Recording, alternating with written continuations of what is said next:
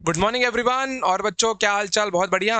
तो आओ यार, आज हम लोग स्टार्ट करने वाले हैं साउंड। और साउंड में आज हम लोग देखने वाले हैं डॉपलर इफेक्ट। ओके बच्चों, तो एमएसटी सीईटी के प्रीवियस ईयर क्वेश्चन की इस सीरीज में साउंड में केवल हम लोग डॉपलर इफेक्ट ही देखेंगे, क्योंकि इसमें से इंपॉर्टेंट टॉपिक जहां से क्वेश्चन फंसेगा ही फंसेगा वो आपका डॉपलर इफेक्ट है। ओके, तो मोटा माटी इसके अंदर 6 से 8 फॉर्मूले हैं, लेकिन सब याद नहीं करना है, हमको कंसेप्ट समझना है कि उन फॉर्मूलों को अप्लाई कैसे करना है। क्योंकि रट्टा मारने जाएंगे, मैं भी रट्टा मारा कोई और, लग गया कोई और, आंसर आया कुछ और। समझ गए? चलो, तो आई गेस कि आपको साउंड का थोड़ा बेसिक आता होगा, और अगर नहीं आता है तो भी कोई डरने वाली बात नहीं है यार। एग्जाम उतना दूर है, जब पहले पहले नहीं डर लगा तो अब डर लग के क्या ही फायदा। ठीक है, जितना बता रहा हूँ, जितना बोल रहा हूँ, रट लो, घोल के पी जाओ कि सर ये ऐसा है तो ऐसा होगा, वैसा है तो वैसा होगा, बस कुछ नहीं करना। और इसके अलावा सीधा याद कर लो, मेमोराइज इट। ओके, चलिए। तो लगभग मैंने सारे क्वेश्चंस लिए हैं पिछले 5-6 साल के, 5 साल के मेजरली। तो उसके अंदर डॉपलर इफेक्ट से अब तक तो मेरे पास में 14 से 15 सवाल ही है। हालांकि है बहुत सारे, लेकिन हमने डेफिनेटली लेक्चर उतना लंबा नहीं करना है, फटाफट टॉपिक को यहाँ पे निपटाना है अपने को। ठीक है, चलिए। तो पहले सीधा डॉपलर इफेक्ट स्टार्ट करता हूं मैं। आ जाओ। तो पेन और पेपर लेके तैयार, टॉपिक का नाम डाल दो डॉपलर इफेक्ट।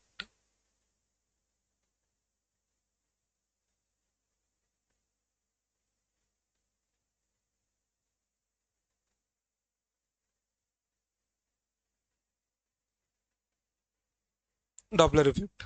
ओके, चलिए।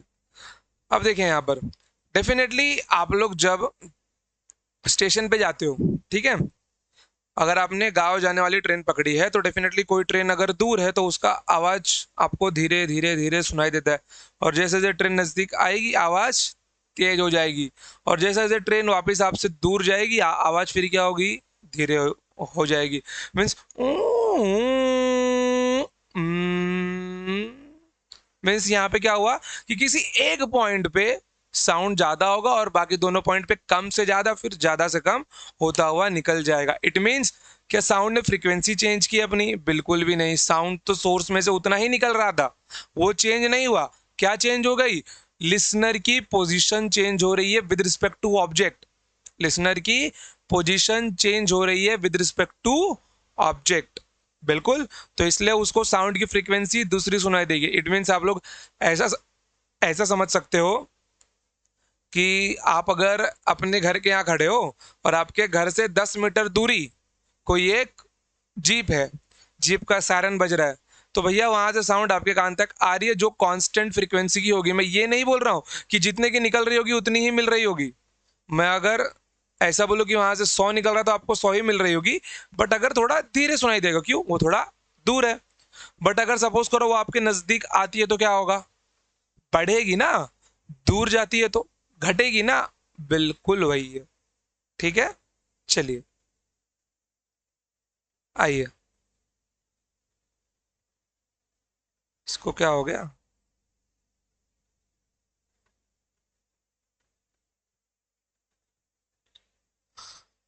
हम्म,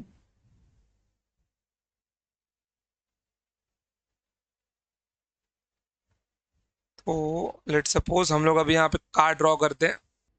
ओके, तो लेट सपोज कि यहाँ पे कार है, कार के ऊपर सायरन लगा हुआ है, और ये यहाँ से साउंड वेव्स एमिट कर रहा है। ये यहाँ से क्या कर रहा है?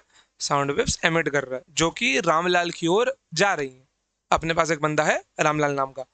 लेट सपोज कि ये अभी सिर्फ रेस्ट पर है, ये भी अपने जगह पे खड़ा हो केवल सायरन बजा जा रहा हूँ करके।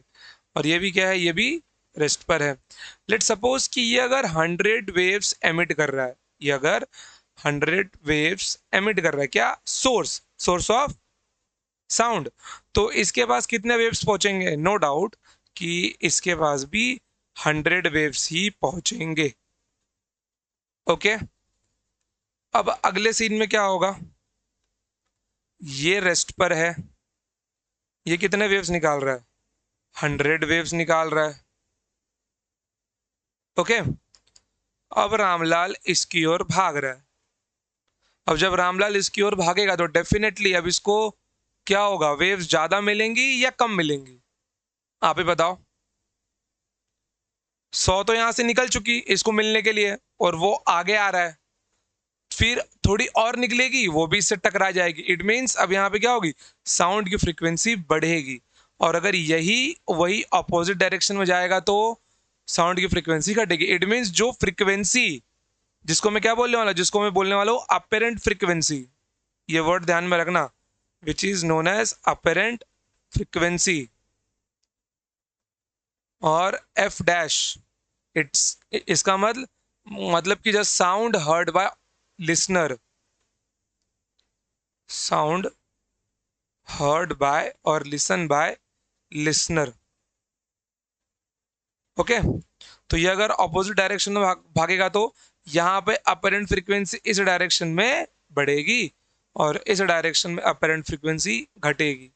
अब क्या हो, जब गाड़ी रामलाल की तरफ है और रामलाल गाड़ी की तरफ भागे, क्या पता दोनों ऑपोजिट डायरेक्शन में भागे, दोनों एक ही डायरेक्शन में भागे, चाहे ऐसे चाहे ऐसे, तो अपेरेंट फ्रीक्वेंसी की वैल्यू क्या होगी, चेंज होगी।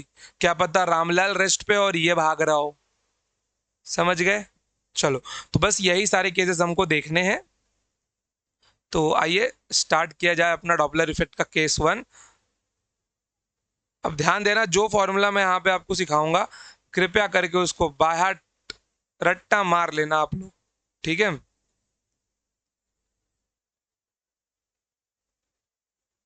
चलो,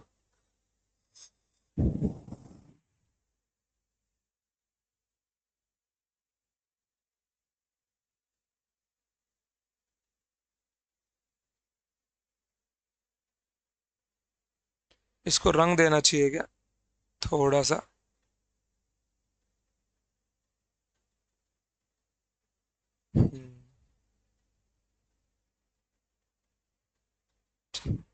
पर्सन नेम चेंज, भाई ये है अपना रामलाल, ओके, और इसका नाम है पिंकिया। चलिए, तो केस वन केस वन मतलब मैं रामलाल को बोलने वाला हूँ सोर्स, और पिंकिया को बोलने वाला हूँ मैं लिसनर या फिर ऑब्जर्वर, जो भी समझो। Okay, observer. अब देखो, आप लोगों को फॉर्मूला पता होगा स्पीड ऑफ साउंड का, v equals to F lambda और एन लैम्डा और म्यू लैम्डा, जो भी पढ़ के रखा हो, ओके, न्यू लैम्डा। तो यहाँ पर अगर मुझे फ्रीक्वेंसी चाहिए होगी तो फ्रीक्वेंसी इक्वल्स टू मैं क्या बोल सकता हूँ, v बाय लैम्डा होगा। तो ये आगे वाला अपना फॉर्मूला है। फिलहाल के लिए मैंने केस 1 क्या लिया, both both okay, both source and observer,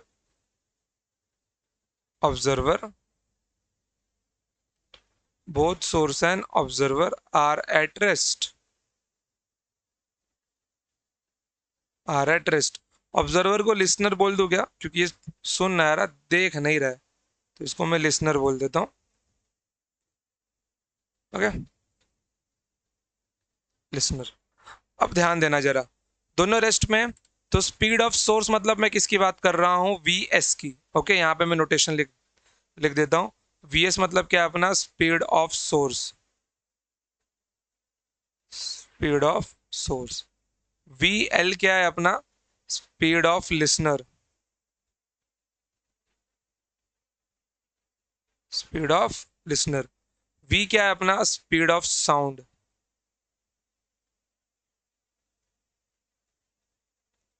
then F dash क्या है अपना, apparent frequency,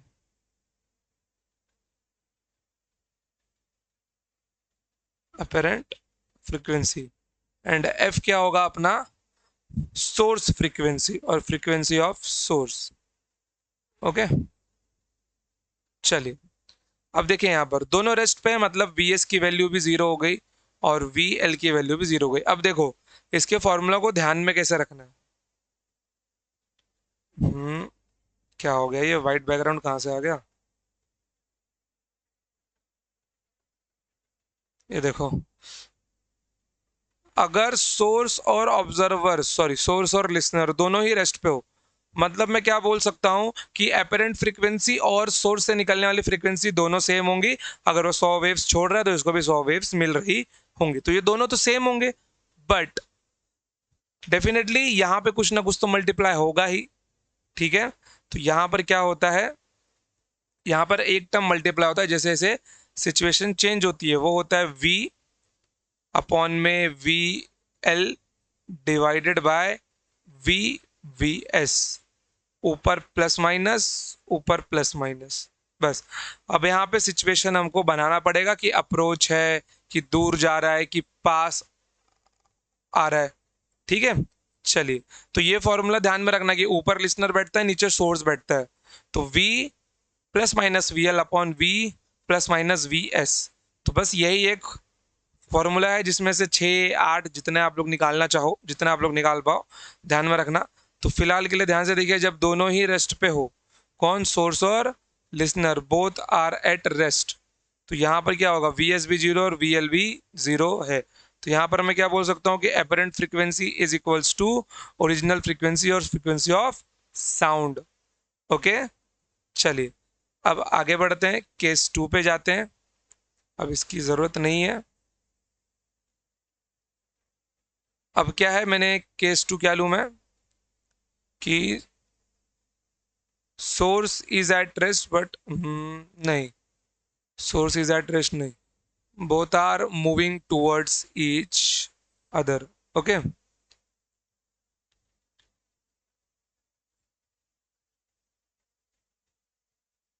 source and listener,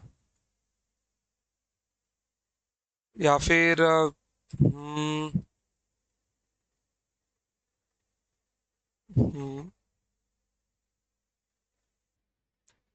चलो स्टार्ट करते हैं। अपने को मिल गया अपना केस 1, हालांकि पीछे वाला भी केस 1 ही था, तो इसको हम केस 2 रखते हैं।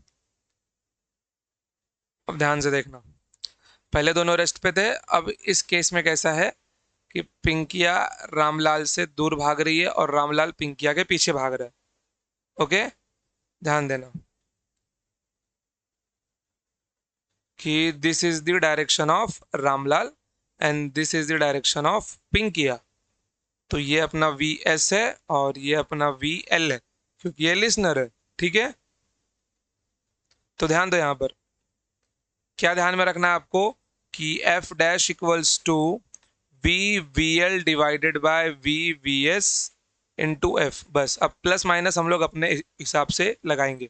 तो ध्यान दो, यहाँ पर ये अपेरेंट फ्रीक्वेंसी है, then V V L divided by V V S into F. अब ध्यान दो, यहाँ पर पिंकिया क्या है, लिसनर, वो चाहती है कि फ्रीक्वेंसी घटे, इसलिए वो रामलाल से दूर भाग रही है। ओके, अगर पिंकिया फ्रीक्वेंसी डिक्रीज करना चाहती है, मतलब वो यहाँ पे माइनस आएगा।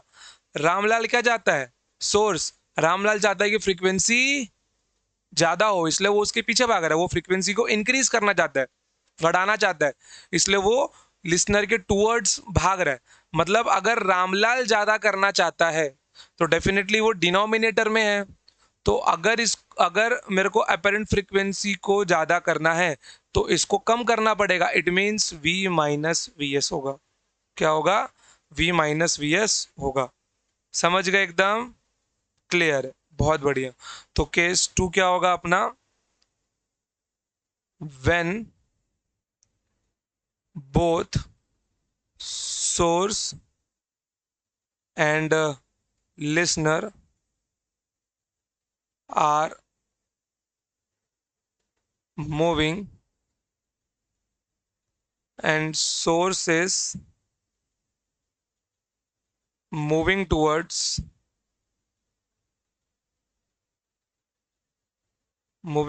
the listener। थोड़ा नीचे कर लो, ये स्टेटमेंट ध्यान से रखना क्योंकि यही स्टेटमेंट आपको आंसर निकाल के देंगे। when source is moving towards the listener and listener moving away from the source, moving away from the source, it means कि सोर्स लिसनर के पास जाना चाहता है लेकिन लिसनर सोर्स से दूर भाग रहा है। ओके, तो पिंकिया फ्रीक्वेंसी घटाना चाहती है तो ऊपर माइनस आएगा। रामलाल फ्रीक्वेंसी बढ़ाना चाहता है तो भी नीचे माइनस आएगा, क्योंकि जब तक ये पूरा टर्म डिक्रीज नहीं होता तो ये इंक्रीज नहीं होगा। समझ गए? बहुत बढ़िया। चलो आगे बढ़ते हैं। अब अगले केस पे जाते हैं, केस 3 के ऊपर। केस 3 जो चेंजेस होंगे वही करते हैं, बाकी तो देख लेंगे। अब क्या करें? अब क्या होगा? अब रामलाल गुस्सा हो गया। अब रामलाल उसको बोल रहा है, ठीक है भाई, अब तू अगर अपने पास नहीं आती है तो हम तेरे से दूर जाएंगे। तू भाग उस ओर, मैं भागता हूँ इस ओर। Okay.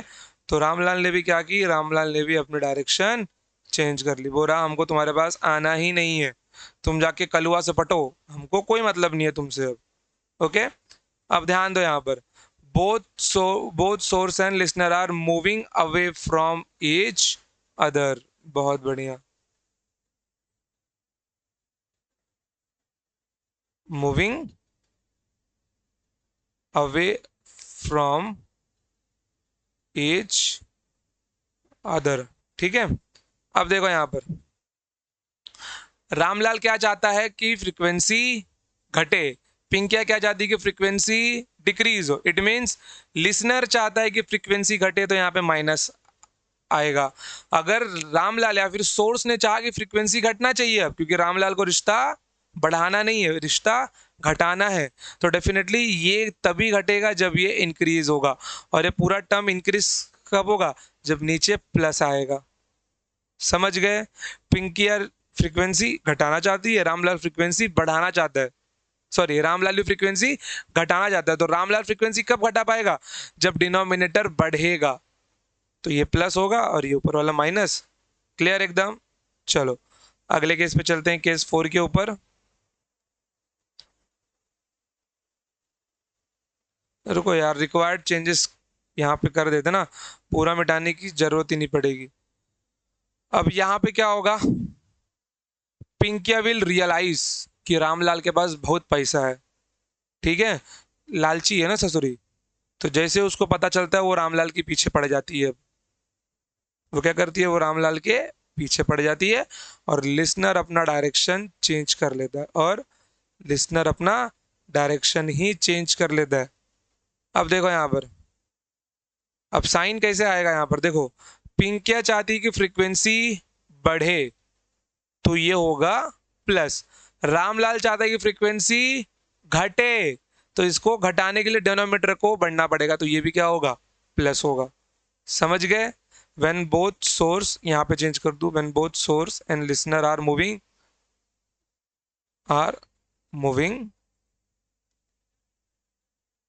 and listener moves towards the observer, moves towards the observer and बाप रे, सोर्स आएगा, not observer, source, source moves towards the source and source moves away from the listener, moves away from the listener। ठीक है, चल बहुत बढ़िया। चलते हैं केस 5 के ऊपर।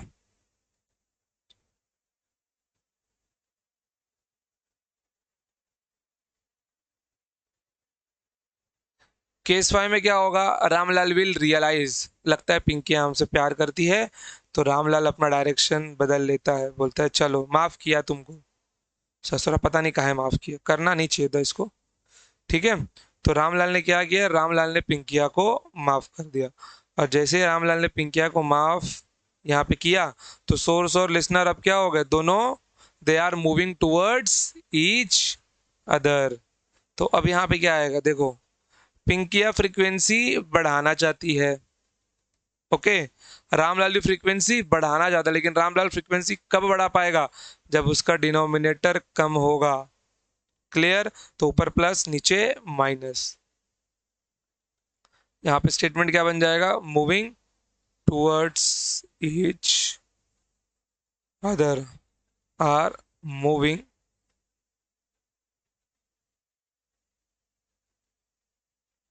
Towards each other. ठीक है, केस 5। केस 6 पे चले। अब बहुतों को रेस्ट में यहाँ पे करवा सकते हैं हम लोग। ठीक है, अब एक काम करता हूँ ना, ये डायग्राम ही उठा लेता हूँ मैं, और एक पेज पे अब सब कुछ निपटाने का ट्राई करता हूँ।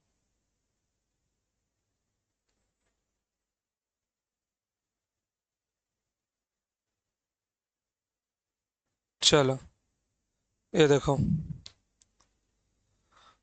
इसमें मैंने क्या किया, इसको रेस्ट पे कर दिया। ओके, अपना फॉर्मूला लिखने का तरीका क्या था, F dash equals to V V L divided by V S into F. अब ध्यान दो, जैसे ही ये रेस्ट पे हुआ तो वी एल क्या हो गया अपना, जीरो हो। ठीक है, तो वी एल जैसे जीरो हुआ, यहाँ से निकल जाएगा वी एल, और नीचे क्या जाए, और यहाँ पे आएगा वी अपॉन वी एस।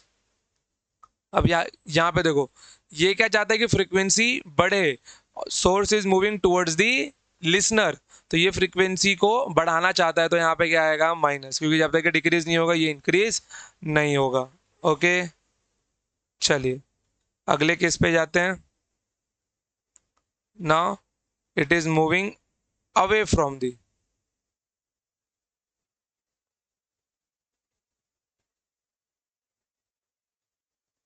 ठीक है,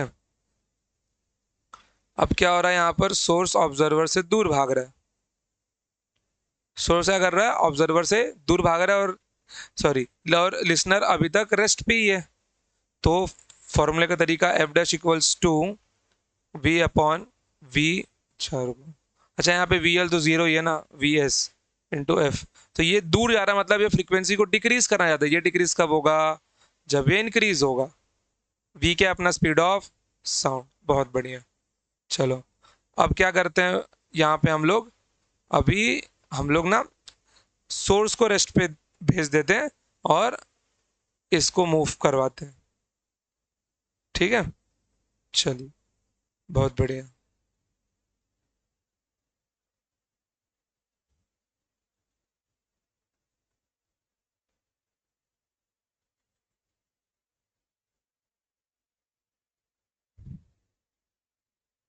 चलो, देख रहा है कि नहीं, क्योंकि आज थोड़ा सा ना कैमरे का दिक्कत है, इसलिए आज रिकॉर्डिंग अपना ऐसा ही हुआ है लेक्चर का। ठीक है, मैंने क्या कर दिया, मैंने सोर्स को ही रेस्ट पर डाल दिया, और पहले केस में ये टूवर्ड्स द सोर्स भाग रहा है, और दूसरे केस में ये अवे फ्रॉम द सोर्स भाग रहा है। ओके, दूसरे केस में ये अवे फ्रॉम द सोर्स भाग रहा है, और सोर्स क्या अपना, सोर्स अपना रेस्ट पर है, it is at rest, rest पे मान लो। ओके, तो फॉर्मूला क्या है अपना, F dash equals to V V L divided by V S into F. अब ध्यान से देखो, यहाँ पर सोर्स तो जीरो है, तो यहाँ पे सिर्फ क्या आएगा, वी आएगा। अब देखो ये फ्रीक्वेंसी बढ़ाना चाहती है, तो ऊपर क्या आ जाएगा, प्लस, सोर्स तो नहीं आएगा, तो V into V L upon V. ये फ्रीक्वेंसी घटाना चाहते हो तो ऊपर क्या आ जाएगा, माइनस। बस बच्चा, यही है फॉर्मूला याद करने का एकदम रामबाण इलाज, कि आपको ऐसे ही सारे फॉर्मूलेज याद हो सकते हैं। इसके अलावा और कोई रास्ता हो तो भैया सीधे सी बात है, रट्टा मारो या फिर आपको मिल ही जाएंगे। ठीक है, बट फॉर्मूला याद होना जरूरी है। ओके, आगे बढ़ते हैं, अब क्वेश्चन सॉल्व करते हैं। आई गेस कि आपने सारे फॉर्मूलाज को याद कर लिया होगा। ध्यान ध्यान रखना कि माइंड में एक चीज समझ के रखना कि सोर्स आपका रामलाल होगा और लिसनर आपकी पिंकिया होगी, बस और कुछ भी नहीं। ठीक है, चलिए तो सारे क्वेश्चन स्टार्ट करते हैं। देखो, a source and listener are both moving towards each other with the speed of v by 10. Okay, if the frequency of sound not emitted by source is n. Okay, source की frequency n दी है, जिसको हम लोग f बोल रहे थे ना, आप लोग ऐसा बोल सकते हो कि f की वैल्यू क्या है, n दी है, then frequency heard by listener would be nearly। बहुत बढ़िया, ये देखो, ये आपका सोर्स है और ये आपका लिसनर है। ठीक है, तो सोर्स और लिसनर क्या है, मूविंग टुवर्ड्स ईच अदर, दोनों सामने सामने भाग रहे हैं। ओके, और दोनों की वैल्यू कितनी दी हुई है यहाँ पर, v/10 दी हुई है। वी क्या है यहाँ पे, स्पीड ऑफ साउंड है। ओके, तो VL और VS की वैल्यू कितनी है यहाँ पे, V/10 दी हुई है। फॉर्मूला कैसे लगाएंगे, वो नया फ्रीक्वेंसी मतलब अपेरेंट फ्रीक्वेंसी पूछ रहा है यहाँ पर। तो भैया देखो यहाँ पर क्या आ जाएगा, VL divided by VS into F। अब देखो यहाँ पर सब्स्टिट्यूट करना है, सबसे पहले प्लस और माइनस लगा लो। ये फ्रीक्वेंसी को बढ़ाना चाहता है, कौन सा, सोर्स अगर फ्रीक्वेंसी को बढ़ाएगा तो यहाँ माइनस आएगा, और अगर लिसनर फ्रीक्वेंसी को बढ़ाएगा तो ऊपर प्लस आएगा। बस क्लियर। तो देखो यहाँ पर V plus V/10 divided by V minus V/10 into N। अब केवल इसको यहाँ पे कैलकुलेशन करना है। चलो ठीक है, तो बस अब यहाँ पे अपना बेसिक सा कैलकुलेशन बचा हुआ है, which is F' equals to कितना मिलने वाला है, 11। ओके, 11V/10, तो 10 कैंसिल होगा, 10V minus V upon 9V into N। तो 11/9 कितना होता है आपका यहाँ पर। ओके, तो 9 1 जा 9, पॉइंट यहाँ पे कैरी होगा, V से V कैंसिल होगा, या फिर काम करो ऐसा लिख लो, 11/9 टाइम्स V। तो 9 1 जा 9, डेसिमल कितना बच रहा है, 3 डिजिट बच रहा है वहाँ पर, 3 है तो, अच्छा 3 नहीं 2 है, 10 11, फिर जैसे ही 0 आएगा 9 2 जा 18, फिर 2 आएगा 9 2 जा 18। अच्छा ये इंटू N है, सॉरी, तो ये इंटू N 1.22 N आपका क्या आ गया, अपेरेंट फ्रीक्वेंसी। आप लोग N डैश और N करके भी लिख सकते हो, जरूरी नहीं है कि यही लिखो आप लोग, ठीक है। चलिए आगे बढ़ते हैं। देखो ये नाइस क्वेश्चन जेईई मेन 2023 में भी पूछा गया था, सेम सवाल जेईई मेन 2023, ठीक है। देखो, a driver of a car travelling with the speed of V1 towards the wall. Okay, काम करते हैं, हमने गाड़ी तो निकाली है ना यहाँ पर, इसी को उठा लेता हूं मैं, गाड़ी और रोड दोनों, ठीक है, हेल्प हो जाएगी वहां पे। चलिए बहुत बढ़िया, ये देखिए, अब ये क्वेश्चन इतना अच्छा है कि इसमें एक ही क्वेश्चन में दो दो केस दिए हुए हैं, और ये इनके सामने है वॉल। यहाँ पे अब लिसनर ही मीन्स जो सेकंड पार्ट है वो सोर्स बन जाएगा थोड़ा टाइम के बाद, मीन्स यहाँ पे सोर्स चेंज होने वाला है। ये अपना वॉल हो गया। ओके, देखो क्या हो रहा है, इसको आई गेस फाइल सेव करना पड़ेगा।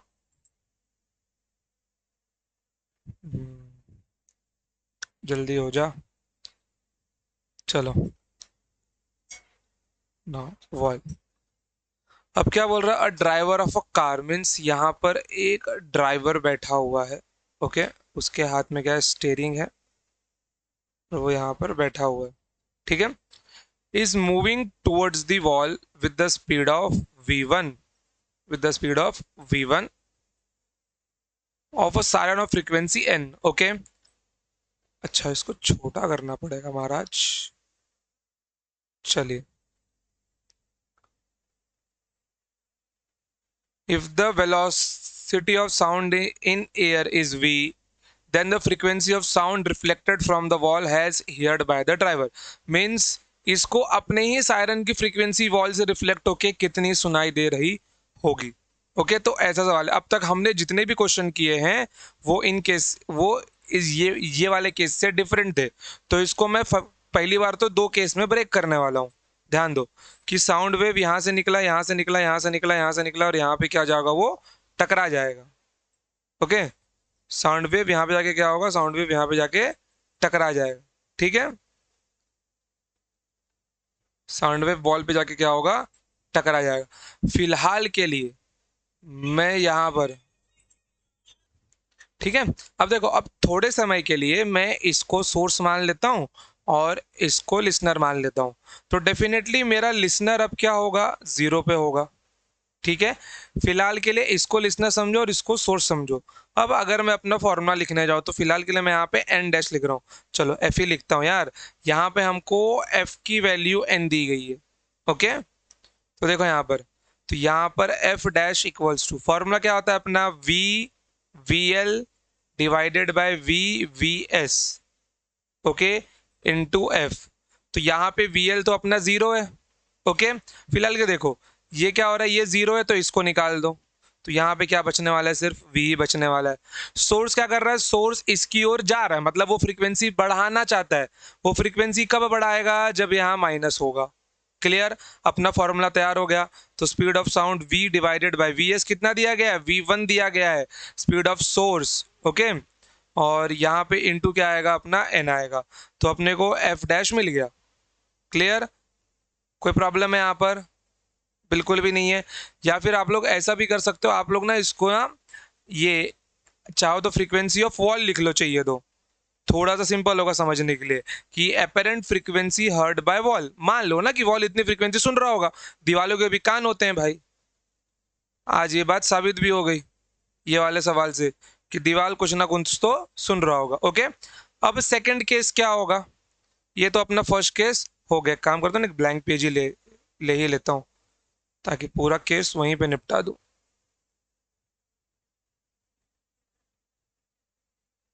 चलो इसको ऊपर करो।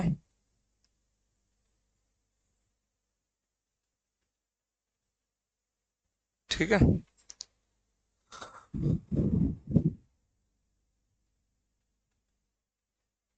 अरे भाई आ जा। अब ये देखो सेकंड केस। अब सेकंड केस में क्या होगा, ये साउंड वेव रिफ्लेक्ट होगी, और ये साउंड वेव जब रिफ्लेक्ट होगी तब तक गाड़ी आगे आ चुकी होगी, समझे।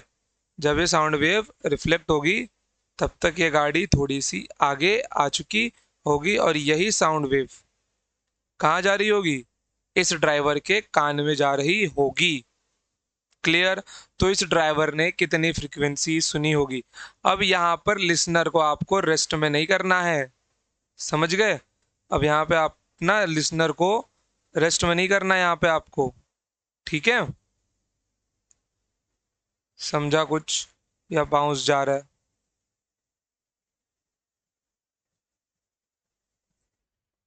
ठीक है, चलो बहुत बढ़िया। अब ध्यान दो यहाँ पर। अब यहाँ पर क्या हुआ, जैसे ही साउंड वेव यहाँ से रिफ्लेक्ट हुआ, इन दोनों ने अपनी जगह चेंज कर ली। It will become the listener, now it will become the source. ये लिसनर बन गया, ये सोर्स बन गया, बस। अब इतना सा ही फॉर्मूला लगाना है अपने को इसके अंदर, ठीक है। फॉर्मूला क्या था अपना, फ्रीक्वेंसी हर्ड बाय ड्राइवर। अब ड्राइवर लिसनर बन गया है अपना, ओके। फॉर्मूला यहाँ पे क्या आएगा, V L divided by V S into F. अब यहाँ पे ध्यान दो, ये सोर्स है, सोर्स रेस्ट पे है, तो वी एस की वैल्यू जीरो होगी। इसलिए क्वेश्चन अच्छा था, मैं बोल रहा हूँ, क्योंकि इसके अंदर दो केसेस को मिक्स कर दिया है। तो यहाँ पे क्या मिल जाएगा, जैसे ही वी एस यहाँ पे वी जीरो है, तो यहाँ से फॉर्मूले में से वी एस निकल जाएगा। और ये क्या कर रहा है, अब साउंड वेव इसकी ओर, मीन्स यहाँ पे अब क्या हो रहा है, लिसनर कहाँ जा रहा है, स्टेशनरी सोर्स की तरफ जा रहा है। मीन्स वो क्या चाहता है, वो फ्रीक्वेंसी बढ़ाना चाहता है अब, okay. Listener is moving towards the stationary source, तो ये क्या आ जाएगा, ये प्लस में आएगा आपका। और वी एल की वैल्यू अपनी क्या होगी, V1 होगी, क्योंकि अब लिसनर ये है ना, हाँ है ना। तो ये V1 बन जाएगा अपना, क्योंकि अब ड्राइवर लिसनर है। तो यहाँ पे अपना फाइनल फॉर्मूला क्या आ गया, V plus V1 upon V into N, okay. कोई प्रॉब्लम है यहाँ पे आपको, बिल्कुल भी नहीं, ओके। चलो अब देखो, अब ये जो फ्रीक्वेंसी है, फ्रीक्वेंसी कहाँ से आ रही है, वॉल के पास से, ये एन नहीं आएगा, ओके। ये फ्रीक्वेंसी कौन भेज रहा है, सोर्स फ्रीक्वेंसी क्या हो गई, अब अपनी वॉल हो गई है ना। और फ्रीक्वेंसी ऑफ वॉल हमने निकाल के रखा है यहाँ पर, तो बस वही वैल्यू यहाँ पे हमको सब्सटीट्यूट करनी है। क्या मिलने वाला है, v minus one, sorry v minus V1 into N.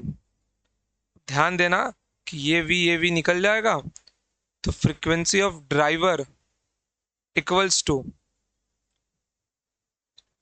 v plus V1 divided by v minus V1 into N. ये मिल गया अपने को अपना फाइनल आंसर। क्लियर, तो ऑप्शन ऊपर क्या आ रहा है, ऊपर प्लस नीचे माइनस, तो option A is our correct answer. ठीक है, कोई डाउट है यहाँ तक? बिल्कुल भी नहीं है। चलिए आगे बढ़े अब।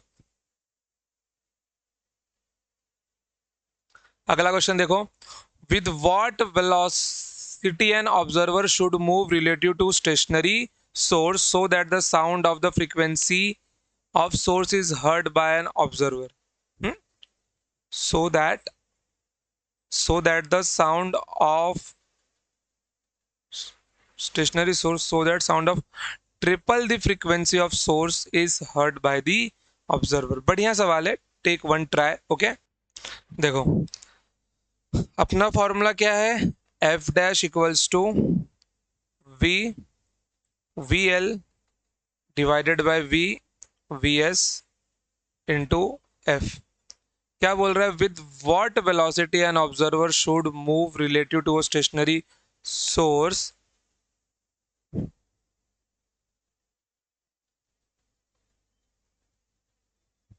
अच्छा, उसको क्या होना चाहिए, उसको फ्रीक्वेंसी मीन्स अपेरेंट फ्रीक्वेंसी क्या होनी चाहिए, उसको 3 गुना सुनाई देनी चाहिए सोर्स के। इसमें मूव टूवर्ड्स वगैरह सब कुछ भी नहीं लिखा हुआ है, उसको अपेरेंट फ्रीक्वेंसी क्या क्या होनी चाहिए, सुनाई देनी चाहिए 3 गुना। ओके, और यहाँ पर क्वेश्चन में हिंट क्या दिया गया है, source is stationary, means source stationary होगा तो लिसनर उसकी ओर भाग रहा होगा। ओके, और अगर लिसनर उसकी ओर भाग रहा होगा इट मीन्स वो चाहता है कि फ्रीक्वेंसी ज्यादा हो, और सोर्स तो जीरो है, तो यहां से वी एस निकल जाएगा। ये बचा अपना फॉर्मूला। ठीक है, तो अब लिसनर का क्या क्या निकालना है, लिसनर और ऑब्जर्वर की स्पीड निकालनी है, किसके रिस्पेक्ट में, स्पीड ऑफ साउंड का कितना होगा। तो एफ डैश की वैल्यू कितनी दी गई है, 3f दिया गया है ना, triple the frequency of source, तो 3f equals to v plus V L divided by v into F. Okay, अब एक काम करो, ये एफ से एफ क्या होगा, कैंसिल होगा, तो 3 equals to we plus V L divided by v, तो 3v equals to we plus V L, तो v L equals to twice of the speed of the sound. अगर 3 गुना फ्रीक्वेंसी उसको सुननी है तो उसको स्पीड ऑफ साउंड के कितना भागना पड़ेगा, दुगने स्पीड में भागना पड़ेगा, ऑप्शन डी। चलो आगे बढ़ते हैं,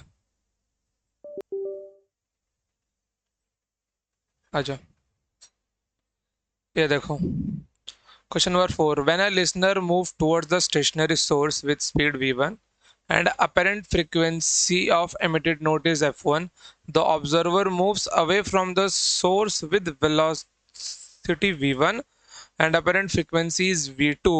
If v is the velocity of sound in air, then what is the ratio of f1 and f2? Okay, question सीधा साधा है, यहाँ पे 2 केस दिया गया है, दोनों केस को डिराइव करना है, सॉल्व करना है, और उन दोनों को लास्ट में डिवाइड कर देना है। ठीक है, तो सबसे पहला केस जो दिया गया है, हम लोग यहाँ पे एक सोर्स ले लेते हैं और यहाँ पे एक लिसनर ले लेते हैं। ठीक है, the listener move towards the stationary source means ये वी एल होगा और वी एस की वैल्यू 0 होगी।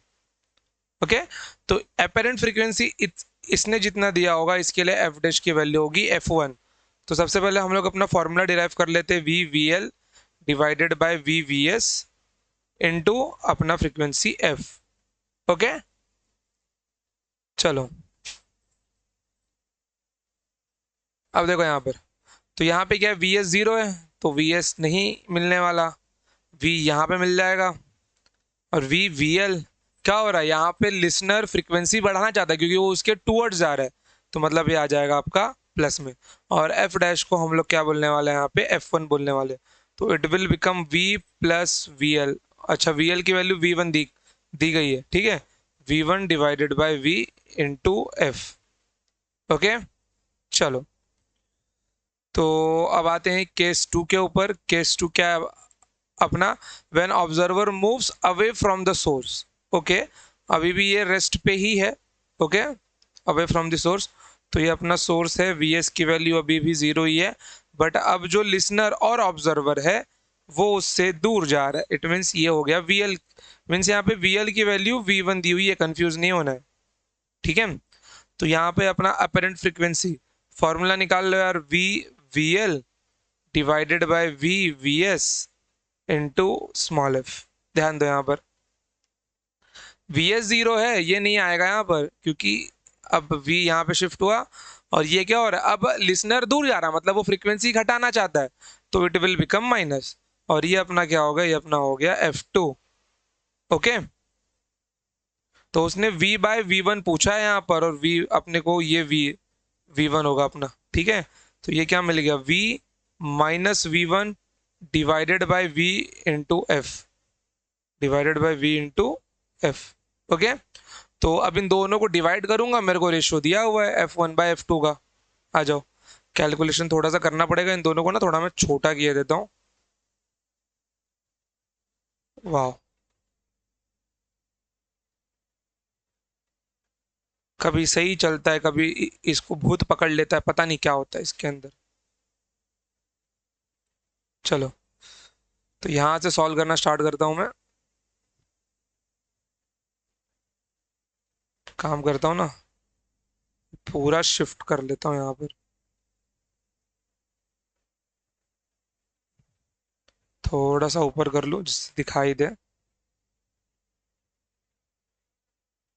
चलो, बहुत बढ़िया, आ जाओ।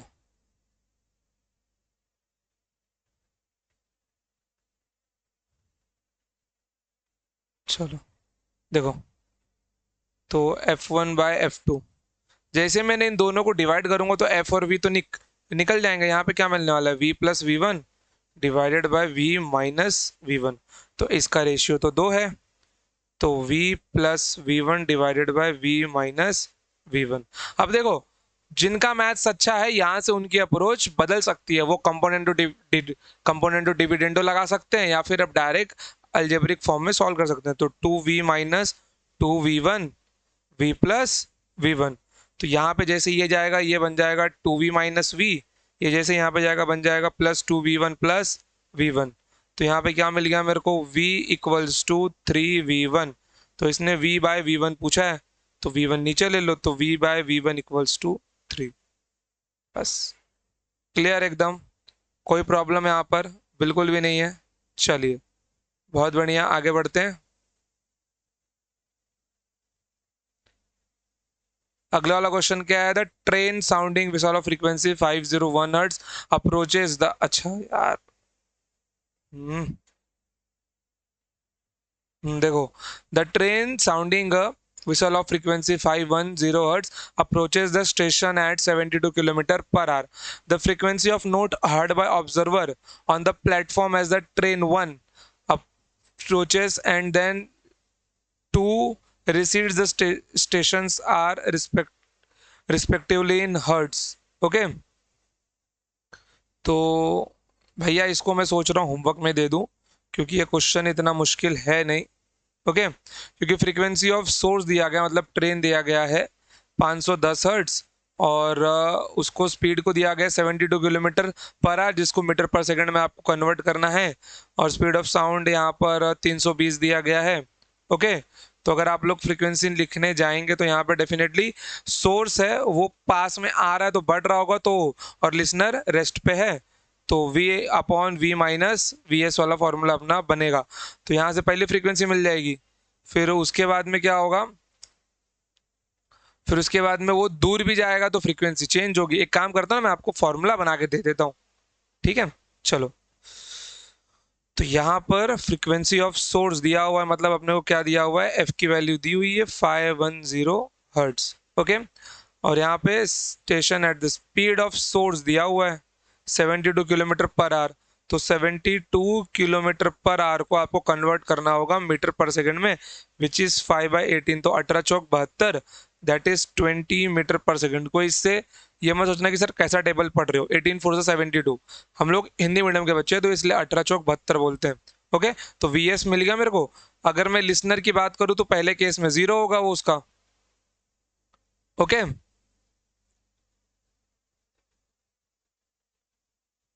फिर पहले केस में क्या हो रहा है, लिसनर रेस्ट पे और ट्रेन उसकी तरफ आ रही है, तो स्पीड ऑफ साउंड कितना दिया हुआ है, 320 मीटर पर सेकेंड। तो पहले केस का फॉर्मूला क्या बनने वाला है यहाँ पर अपना, F dash equals to listener rest पे तो v, ये क्या हो रहा है, ये पास में आ रहा है, तो पास में कब आएगा, जब ये घटेगा, तो v minus V S into F. अब बस केवल सब्सटीट्यूट करना है। ये हो गया अपना फर्स्ट केस का फॉर्मूला। सेकेंड केस में क्या है यहाँ पर, देखो, the frequency note heard by an observer on the platform as a train 1 approaches the station and then 2 recedes the station are respectively। recede मतलब छोड़ देना, चले जाना।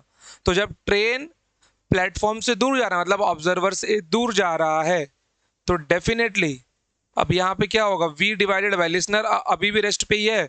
अब यहाँ पे क्या हो रहा है, फ्रीक्वेंसी घट रही है, ट्रेन फ्रीक्वेंसी मतलब सोर्स फ्रीक्वेंसी घटा रहा है। कब घटा पाएगा, जब वो यहाँ पे प्लस में होगा, क्योंकि ये इनवर्सली प्रोपोर्शनल का रिलेशन फॉलो करता है।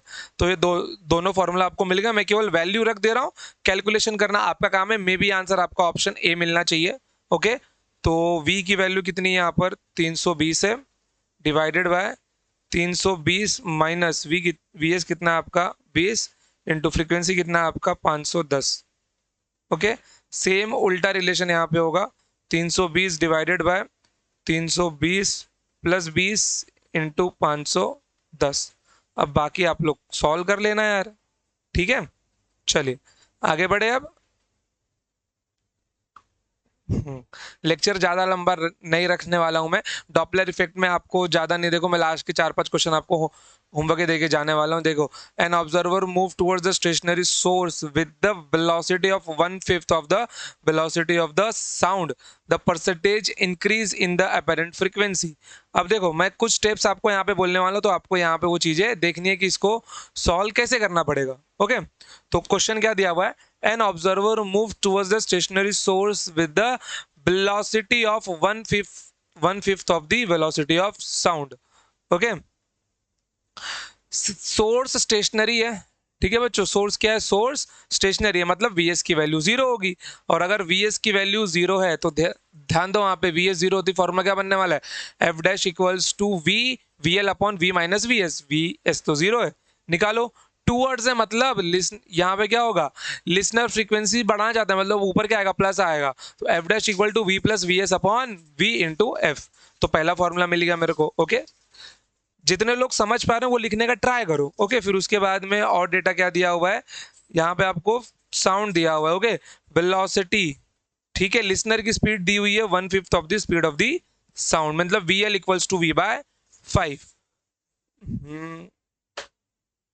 परसेंटेज निकालना आता है आपको, आता है तो ठीक है, चलो भाई ट्राई करते हैं। चलो, तो देखो यहाँ पर फॉर्मूला मैंने क्या बताया आपको, एफ डैश इक्वल्स टू, अब देखो बार बार डायग्राम नहीं निकालूंगा, क्या आएगा, V V L upon V S, V S तो 0 है, ऑब्जर्वर टूवर्ड्स जा रहा है, मतलब ये आएगा plus we L upon V S, sorry V into, यहाँ पे क्या मिलने वाला है आपको, अच्छा ऑब्जर्वर को वी ओ वी एल एक ही बात है, ठीक है, इनटू एफ। ध्यान दो यहाँ पर और क्या डेटा दिया हुआ है यहाँ पर आपका, कि वी एल कितना दिया गया, 1/5 of the speed of the sound, तो v बाय 5, तो v plus V by 5 divided by v into F. तो यहाँ पे कितना मिलने वाला है, 6v बाय 5, तो v से v कैंसिल होगा, तो 6 बाय 5 इंटू एफ, ये आपका आ गया अपेरेंट फ्रीक्वेंसी। अब यहाँ पे क्या पूछ रहा है कि कितना फ्रीक्वेंसी चेंज हुआ है। देखो पहले फ्रीक्वेंसी निकल रही थी एफ, बंदे को सुनाई कितना दिया, सुनाई दिया 6/5 बाय एफ। ओके, सुनाई कितना दिया उसको, उसको 6/5 बाय एफ सुनाई दिया है, ठीक है। तो कितना परसेंटेज इंक्रीज हुआ है, बस वही जानना है। आंसर आएगा 20%। अब बोलोगे सर कैसे आया 20%, देखो चलो आपको मैथमेटिक्स में बताता हूं। ओके, परसेंटेज इंक्रीज, जब आप लोग अपना मार्क्स निकालते हो तो नंबर कैसे निकालते हो, आपको परसेंटेज निकालना होता है कि मान लो आपको 100 में से कितने मार्क्स मिले, यहां पर जैसे कि आप लोग मार्क्स कैसे निकालते हो, टोटल मार्क्स अपॉन 100, वो आपका क्या होता है, परसेंटेज होता है यहाँ पर, ठीक है। बट यहाँ पर अपना क्या हो रहा है, इंक्रीज हुआ है ना, तो इंक्रीज इन परसेंटेज कैसे होगा, जैसे मान लो कि आपको अगर 110 मार्क्स है, कितने में से, 100 में से, अपॉन में 100 इनटू में परसेंटेज, तो यहाँ पे क्या आएगा 10, मतलब 10% मार्क्स इंक्रीज हुए हैं। डिक्रीज की बात नहीं कर रहा हूं मैं, क्या कर रहा हूँ, इंक्रीज की बात कर रहा हूँ। तो यहाँ पे भी क्या हुआ है, क्या हुआ है, इंक्रीज हुआ है ना, तो बस वही करना है यहाँ पर। तो F dash minus F divided by बढ़ा हुआ frequency minus initial frequency, okay, upon में इनिशियल अपना ये था और इनटू में 100 अपना परसेंटेज वाला, ओके। तो यहाँ पे कितना मिल जाएगा अपने को, देखो एफ डैश कितना है अपना 6/5 एफ माइनस में F divided by F into 100, कितना मिलने वाला है ये, f/5 into 100 which is 20% of F. तो 20% फ्रीक्वेंसी क्या हुआ है अपना, इंक्रीज हुआ है। वैसे तो एफ भी कैंसल हो ही जाएगा, मैंने भी क्यों रखा है, एफ भी क्या होगा, कैंसल होने वाला है। तो 1/5 ऑफ 20%, या फिर ऐसे समझ सकते हो आप लोग, ठीक है। 6/5 एफ का मतलब देखो डिनोमिनेटर जो डिवीजन में रहता है वो होल सम रहता है, वो पूरा पूरा रहता है, ठीक है। तो अगर मैं इसको ऐसे लिखना चाहूं तो इसको मैं लिख सकता हूं 5f plus F divided by 5। तो यहाँ पे क्या मिलने वाला है मेरे को, f plus 1/f into F, means ये तो इनिशियल फ्रीक्वेंसी है, f कितना एड ऑन हो गया उसके अंदर, 1/5 मतलब 0.2, 20% ज्यादा हो गया है, चाहिए तो ऐसा कर लो, ओके। चलिए, हाँ ये भी नीट का सवाल है, ओके। आगे आ जाओ। The pitch of a whistle of an engine appears to drop off 30% original value when it passes a stationary observer if the speed of sound in air is 350 meter per second. I will give you this question as a HC, okay। चलिए आगे बढ़ते हैं। The driver of a car travelling with the speed v1, देखो 2024 में यही सवाल वापस आया है सेकंड शिफ्ट में। आई थिंक ये वाला सवाल हमने पीछे किया ना, अच्छा हम लोग अब तक 24 का ही क्वेश्चन कर रहे हैं क्या, अच्छा ये 15 मई का क्वेश्चन है। अरे 2 मई, अच्छा मैंने लेटेस्ट से ओल्ड की और गया हूँ ना, तो मतलब 2 मई का सवाल 15 मई को रिपीट हुआ था। तो अपना आंसर क्या आया था, ऑप्शन सी मिल जाने वाला है, okay. Same question, same same same. चलो इसको देखो, frequency the source of sound is moving towards the stationary source with 1/10 of the speed of the sound, okay। It mean से क्या बोल रहा है, vs की स्पीड कितनी है, v/10, the ratio of apparent to real frequency, apparent to real frequency का ratio कितना है। इजी सवाल है वैसे। क्या बोल रहा है, source is moving towards the stationary observer, means VL की वैल्यू 0 है और वीएस का स्पीड दिया हुआ है। एफ डैश का फॉर्मूला क्या बनने वाला है, देखो V V L divided by V V S into F. ध्यान दो यहां पर, फाइनल फॉर्मूला मैं निकालने जा रहा हूं।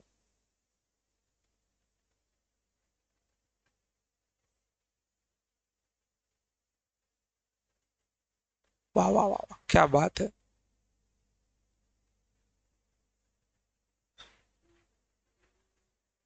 ये देखो अब क्या होगा, वी एल तो 0 है मतलब ये वहां से निकल जाएंगे, ये यहाँ पे आएंगे, और ये क्या है, टूवर्ड्स मूव कर रहा है मतलब ये फ्रीक्वेंसी बढ़ाना चाहता है, मतलब ये माइनस में आने वाला है। तो एफ डैश अपॉन एफ क्या मिल गया मेरे को, वी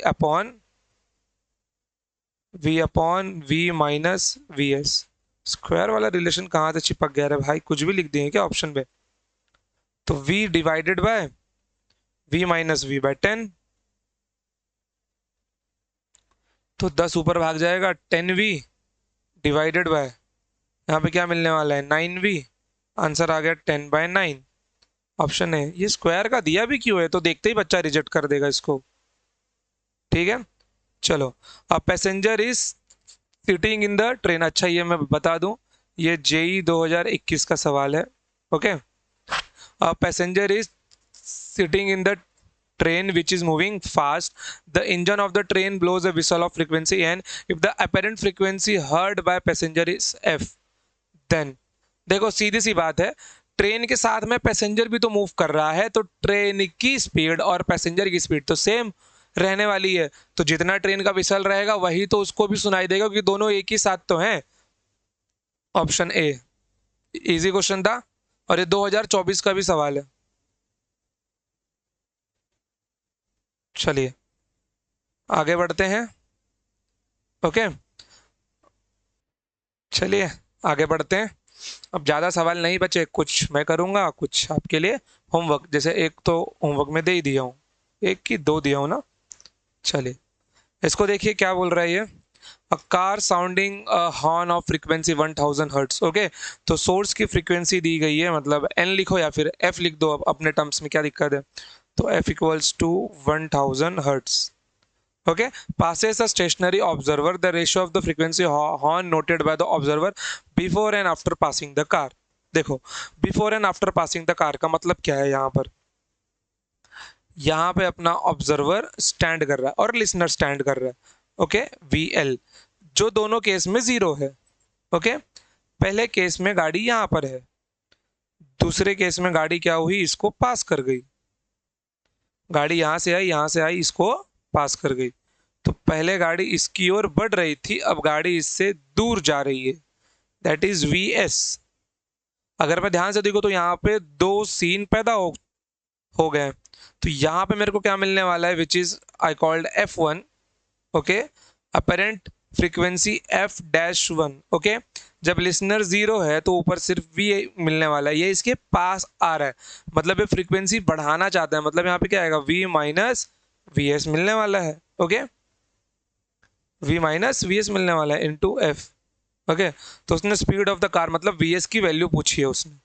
ओके, और speed of sound is V दिया हुआ है। चलिए बहुत बढ़िया, शायद आगे जाके कैंसल आउट होता हो इसके लिए।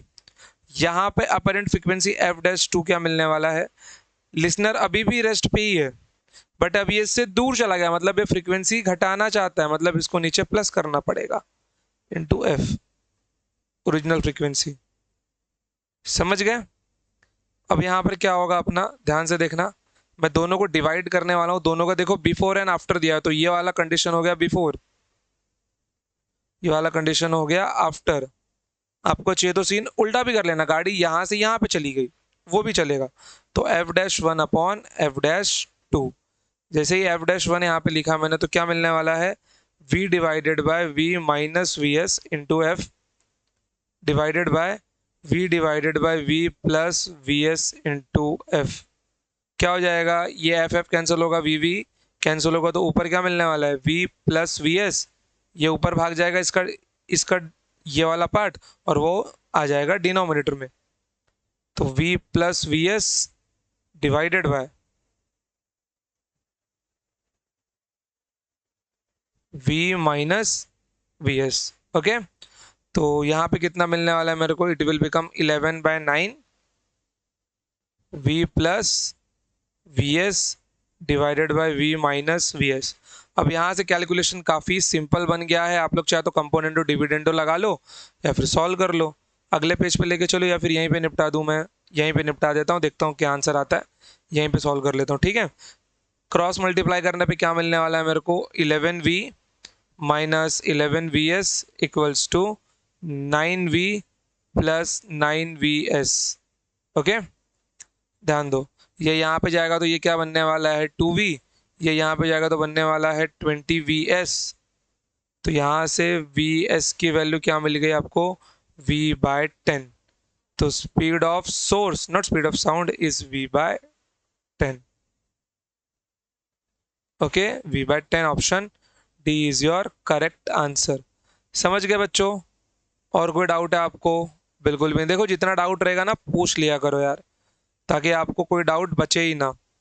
ठीक है, अब देखो अगर आपको ये फॉर्मूला अरेंज करने आता है तो डेफिनेटली आपका कोई आंसर रॉन्ग होने से रहा। ठीक है, चलो अब आज का लास्ट क्वेश्चन करता हूँ, देखता हूँ 12th 13th 14th। I guess मैं 12th वाला लेता हूँ क्योंकि इसमें नंबर है, तो ये मैं सॉल्व करता हूँ, बाकी आप दोनों कर लेना या फिर वो दोनों भी मैं ही कर लूंगा। देखो, consider the Doppler effect in 2 cases. Okay, Consider the Doppler effect in two cases. In first case, observer moves towards the stationary source. Observer move towards the stationary source. देखो मैं फॉर्मूला यहीं पे निकालने की कोशिश करूंगा. स्टेशनरी सोर्स ऑफ साउंड मतलब Vs की वैल्यू 0 है अपनी. ठीक है, अगर Vs की वैल्यू 0 0 है तो केस 1 में फॉर्मूला क्या बनना चाहिए? F dash equals to Vs 0 है, टूवर्ड्स जा रहा मतलब फ्रीक्वेंसी बढ़ने वाली है. अच्छा, स्टेशनरी सोर्स ना, ऑब्जर्वर मूव कर रहा है मतलब ये फ्रीक्वेंसी बढ़ना चाहता है मतलब V plus VL divided by V. Source तो 0 है into F. Okay, second case देखो, with the speed of 50 metre per second मतलब VL की वैल्यू दी है, कितनी दी है? 50 मीटर पर सेकेंड केस 1 में. तो VL equals to 50 metre per second. आगे क्या? In second case the observer is at rest and the source is move towards the observer. चलो अब VL अपना क्या हो गया? अब VL अपना रेस्ट पे आ गया है. Okay, now observer is at rest and source is moving towards the observer. Formula क्या बनने वाला है? एफ डैश इक्वल्स टू, तो ऑब्जर्वर इज एट रेस्ट तो VL इज 0. ये इसके पास जा रहा है, बढ़ाना चाहता है तो इसको यहाँ पे घटाना पड़ेगा into VS into F with the speed of 50 metre per second. भैया यहाँ पे इस केस में VS की स्पीड भी कितनी दी गई है? 50 मीटर पर सेकेंड दी गई है. With the speed of sound is 330 metre per second. अब इनमें से कौन सा ज्यादा है कौन सा कम है वही मुझको बताना. देखो दोनों केस में सेम तो नहीं मिलने वाला, तो सेम वाला आंसर पहले निकल गया है. ओके, ज्यादा किस केस में होगा वो देखते हैं हम लोग सिर्फ. ओके चलिए, तो फर्स्ट केस सॉल्व करते हैं या फिर F'1 और F'2 कर लेते हैं इसको. ठीक है, तो सीधा वैल्यू रखता हूं मैं. 330 प्लस VL कितना दिया गया? 50 डिवाइडेड बाय 50 इंटू फ्रिक्वेंसी दिया गया है? नहीं दिया गया, ओनली F दिया गया. चलो कोई नहीं, कितना मिलने वाला है ये? 380 बाय 50 इंटू एफ मतलब 38/5 इंटू एफ. डिवाइड करने पे कितना मिलने वाला है? 5 अट्ठे 40, 5 सत्ते 35, 7 पॉइंट समथिंग, 7 पॉइंट आएगा ऐसा आंसर. उप्स उप्स उप्स उप्स उप्स उप्स. अरे बच्चा बच्चा, यहाँ पे 330 है यार, नीचे की जगह स्पीड ऑफ साउंड की है ना. 330 वही सोचू, 7 पॉइंट में आंसर तो अपना मिलना नहीं चाहिए. 33. अब इसको सॉल्व करना है. चलो आते हैं इसके ऊपर थोड़ा सा हम लोग. ठीक है, कि कौन सा ज्यादा है कौन सा कम है वो देखता हूं मैं. Second one F'2. ओके, ध्यान दो यहाँ पर. तो यहाँ पे फॉर्मूला क्या अपना? ऊपर 330 है डिवाइडेड बाय, यहाँ पे क्या मिलने वाला है? V माइनस VS मतलब 330 माइनस 50 इंटू एफ. तो यहाँ पे ऊपर मिल गया 330 डिवाइडेड बाय 330 माइनस 50 मतलब 280, 280 इंटू एफ मतलब 33/28 इंटू एफ. अब दिक्कत है कि इन दोनों में से बड़ा कौन और इन दोनों में से छोटा कौन. अब थोड़ा सा हम लोग स्कूल की ओर चलते हैं. ठीक है, थोड़ा सा मैं आपको बेसिक मैथ्स का यहाँ पे रिवीजन करवाता हूँ या फिर एक ट्रिक सिखाता हूँ जिससे आप लोग इस क्वेश्चन को सॉल्व कर सकते हैं. ओके, सपोज कीजिए मैंने एक नंबर लिया है A/B और दूसरा नंबर है C/D. इन दोनों में रिलेशन जानना है कि ये बड़ा है A/B मेरा यहाँ पे ये फ्रैक्शन में बड़ा है या फिर मेरा C/D का फ्रैक्शन ज़्यादा बड़ा है. कैसे होगा? तो ये चेक करने के लिए सीधा सा रिलेशन क्या होता है मालूम है? हमको नहीं पता कि इनमें से कौन सा रिलेशन सही है, तो मैं इनका करूँगा cross multiply. A into D. Okay, A into D और यहाँ पे होगा B इंटू सी. जिसका मल्टीप्लीकेशन बड़ा होगा वो आंसर बड़ा होगा. तो हम चेक कर लेंगे कि अगर इसका मल्टीप्लीकेशन बड़ा है तो ये आंसर सही है, और अगर इसका मल्टीप्लीकेशन बड़ा है तो फिर ये आंसर सही है. ठीक है, तो कुछ नहीं करना आपको, यहाँ पे मैं वो ट्रिक अप्लाई करके दिखाई देता हूँ, फिर आप लोग सॉल्व कर लेना. ओके, तो F'1 यहाँ पे क्या है? F'2. निशान नहीं लगा ना अब तक यहाँ पर. ओके, तो ये कितना है अपना? 38/33. देखो FF लिखने का कोई मतलब नहीं यहाँ पर, दोनों एक ही बन जाएगा. तो 33 इंटू 33/28। ओके। चलो, अब क्रॉस मल्टीप्लाई करना है तो 38 × 28, 33 × 33। अब जो इनमें से ज्यादा आंसर देगा वो आपका आंसर होगा। चलो एक बार क्रॉस चेक किया जाए। चलो, तो 38 × 28 कितना होता है आपका? 1064 होता है, 1064 होता है। ओके, नाउ 33 का स्क्वायर, 33 × 33 करके बताओ यार, 1089 होता है आपका। इट मीन्स मैं क्या बोल सकता हूं कि सेकंड केस में फ्रीक्वेंसी ज्यादा है, f-2 आपका ज्यादा है, तो more in the second case than first case. देखो, फ्रैक्शनल वैल्यू याद होना अच्छी बात है, बट कहीं कहीं पे स्कूल का बेसिक मैथ्स भी काम आता है, और ये आपके स्कूल में ही सिखाया गया होगा कि ये फ्रैक्शन में अगर मोर देन और लेस देन पहचानना हो तो हम लोग कैसे पहचानेंगे। ठीक है, चलिए। वैसे डॉपलर इफेक्ट अपना काफी जल्दी निपट गया, घंटे भर में निपट गया। देखो, when both source and listener are approaching each other and the observed frequency of sound is given by VL and VS, the velocity of listener and okay, easy है यार। देखो, दोनों ही एक दूसरे को अप्रोच कर रहे हैं। ओके, ऊपर नहीं लेता हूं, दोनों ही एक दूसरे को अप्रोच कर रहे हैं। This is VL and this is उल्टा उल्टा, VS और VL। जब दोनों एक दूसरे को अप्रोच करना चाहते हैं, इट मीन्स दोनों इंक्रीज करना चाहते हैं, तो फॉर्मूला हम लोग यहाँ पे अपना निकाल लेते हैं। F' = V VL divided by V VS into F।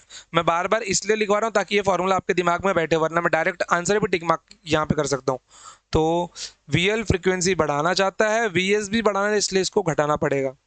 और अपना ये क्या दिया हुआ है? N0 दिया हुआ है, मतलब आंसर क्या होगा? N equals to V plus VL divided by V minus VL into यहाँ पे क्या मिलने वाला है? N0।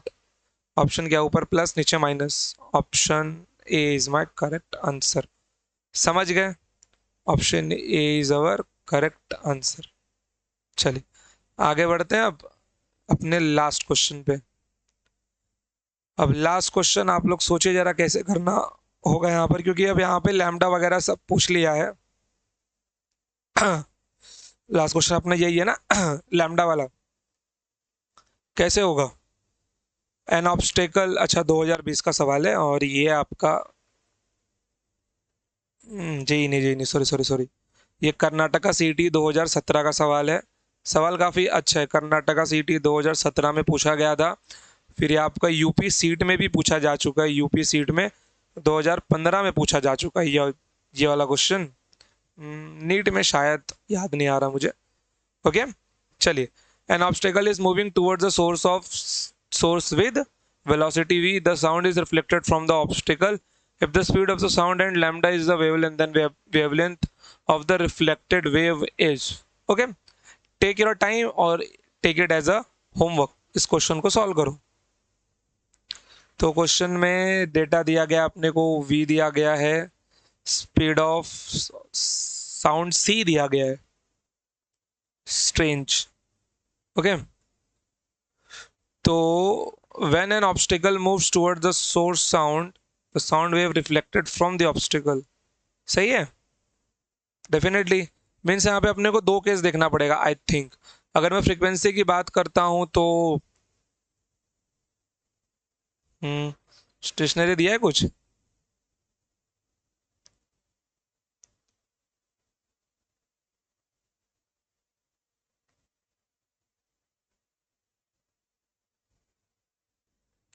देखिए कैसा है ना कि इस वाले सवाल में obstacle is moving towards the source with velocity v, और यहाँ पे सोर्स के बारे में कुछ जानकारी दी नहीं गई है। Sound is frequency is the speed of sound. Okay, c is the speed of sound। हम्म देखो, अगर आपको याद आ रहा हो तो ऐसा ही सवाल एमएसटी सीईटी 2024 का भी था। जो क्वेश्चन अभी हमने पीछे किया था 2 केस वाला, कहाँ गया वो? आई गेस ये वाला था, यही केस था ना, कि स्पीड ऑफ साउंड कि observer is moving towards the source, ऐसा था। ठीक है, सेम सेम केस है, सेम क्वेश्चन ही सेम है। ठीक है, बस वहां पे लैंग्वेज बदल के पूछ ली गई है, सीन बदल दिया है, सिचुएशन पूरा चेंज कर दिया है, इसलिए दिमाग प्रोसेस नहीं कर पाता। तो कृपया करके इसको अच्छे से एनालाइज करो। ओके, तो यहाँ पर क्या हो रहा है, हम लोग ऐसा बोल सकते हैं कि सोर्स इज कि कहाँ गया, रुको, ये ये देखो, obstacle is moving towards the source, obstacle is moving towards the source. तो मैं अगर इसको सोर्स मान लूं, ओके, और इसको मैं ऑब्स्टेकल मान लूं, तो ये इसके साइड में जा रहा है। ठीक है, फिर क्या होगा, साउंड वेव फिर से रिफ्लेक्ट होगा। ओके, साउंड वेव क्या होगा, फिर से रिफ्लेक्ट होगा। वही यहाँ पे भी हुआ है, N obstacle is moving towards the source. ये जो अपना ऑब्स्टेकल है, ये सोर्स की ओर मूव कर रहा है, जो सोर्स है मेरा। Okay, now sound is reflecting, sound यहां से देखो, साउंड वेव यहां से निकला होगा, फिर वो रिफ्लेक्ट हुआ होगा। ओके, जब वो रिफ्लेक्ट हुआ होगा तो उसी के टर्म में आंसर पूछ रहा है। मेरा कहना है बच्चों, इस फॉर्मूले को याद कर लो। ओके, ये जो फॉर्मूला है, हाँ कैसे नहीं आएगा क्या अब? अच्छा, लिखना नहीं चाहिए था।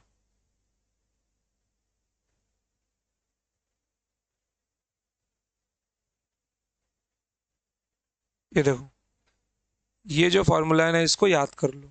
ठीक है, यही सेम फॉर्मूला यहाँ पर भी डिराइव होने वाला है, सेम फॉर्मूला। ओके, क्योंकि सिचुएशन पूरा सेम ही है यहाँ पर। ओके, अब देखो, बस थोड़ा सा चेंजेस करना होगा, और यहाँ पर अपने को क्या मिलने वाला है, ड्राइवर वाइवर सब निकालो बे।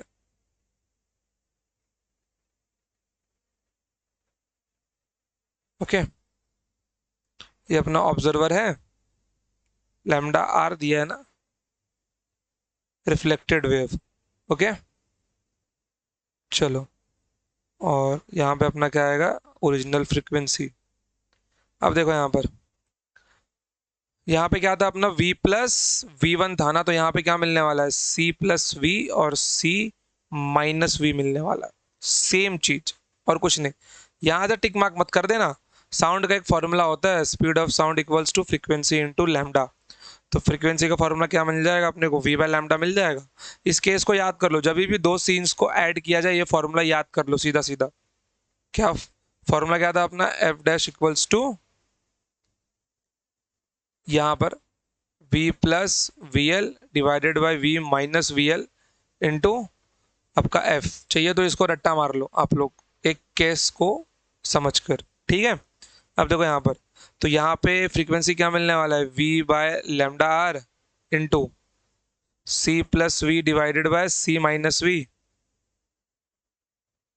Divided by C minus V into V by lambda. तो v से v क्या हुआ, कैंसल होगा, तो लैम्डा आर कितना मिलने वाला, पूरा रेशियो चेंज हो जाएगा।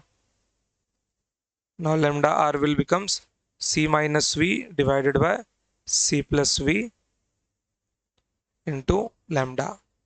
Option A is our correct answer.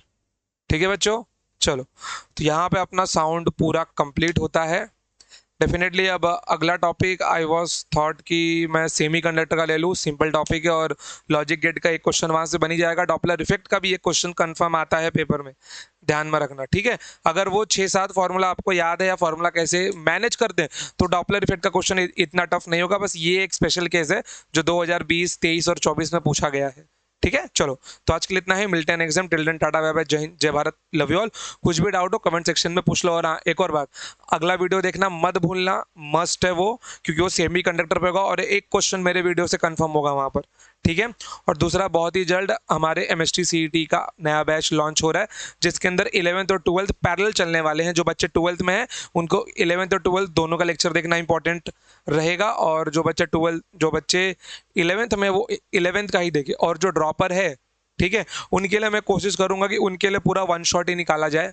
ठीक है, मीन्स जितने भी लेक्चर्स रहेंगे मेरे, मर्ज कर दूंगा, अपलोड कर दूंगा, आपके लिए पूरा 45 घंटे का एक चैप्टर बन जाएगा। तो 12th में मैं स्टार्ट करने वाला हूँ electrostat, which is a combination of 11th and 12th both. Okay, और 11th स्टैंडर्ड में स्टार्ट करने वाला हूँ बेसिक मैथमेटिक्स। ठीक है बच्चों, चलिए, bye bye and all the best for your exams.